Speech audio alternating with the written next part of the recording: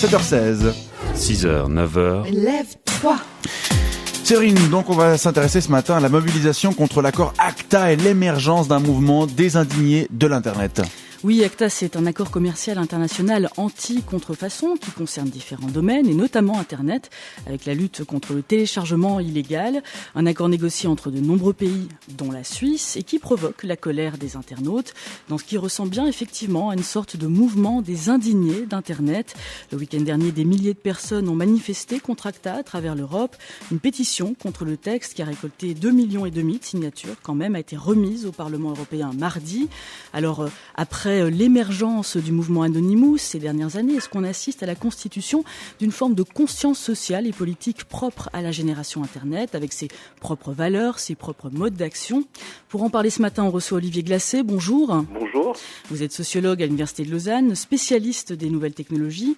Alors, quels sont les ressorts de cette colère? Que reprochent les contestataires à cet accord ACTA, au juste? Alors je pense que d'abord ils reprochent la manière dont les négociations ont été conduites, ils considèrent que ça a été fait d'une manière trop opaque, que les intérêts commerciaux étaient très présents lors de ces négociations entre pays, mais par exemple, il n'y a pas eu de représentation des internautes, et c'est bien ce qui les gêne. C'est un accord qui met beaucoup l'accent sur la protection des droits liés à la propriété intellectuelle, mais peut-être au détriment d'autres droits qui sont le droit de s'approprier des choses, et notamment aussi d'utiliser ces outils que sont l'Internet et le net pour s'exprimer. Et donc c'est peut-être quelque chose qui est considéré comme étant un peu mis à part et un peu sacrifié à l'aune de ces accords. Et je pense que, en définitive, ce qui mobilise et ce qui fâche le plus, c'est que ces accords pourraient conduire à une transformation en profondeur de la manière d'utiliser Internet, voire même de criminaliser une partie des pratiques qui existent déjà à l'heure actuelle.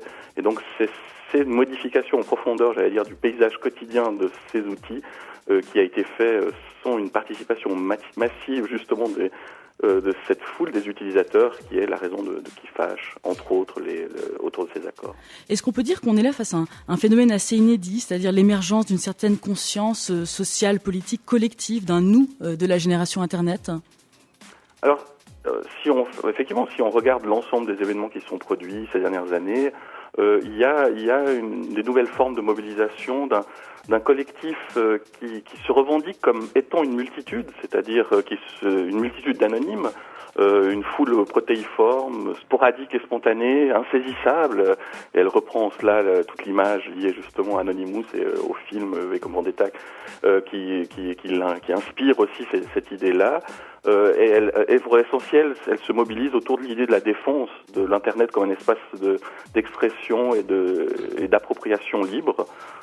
C'est notamment incarné, il y a quelques semaines circulait un manifeste écrit par un jeune Polonais qui a été repris beaucoup sur le net et qui montre que justement au sein de la génération montante et au sein peut-être de cette prise de conscience de l'existence d'un collectif, il y a cette idée que Internet a été constitutif de la manière d'appréhender le monde. Ça fait partie du patrimoine de cette génération et on ne peut pas le modifier sans leur demander leur avis. Et c'est autour de ça que se mobiliserait c'est sous différentes formes ces collectifs un peu anonymes.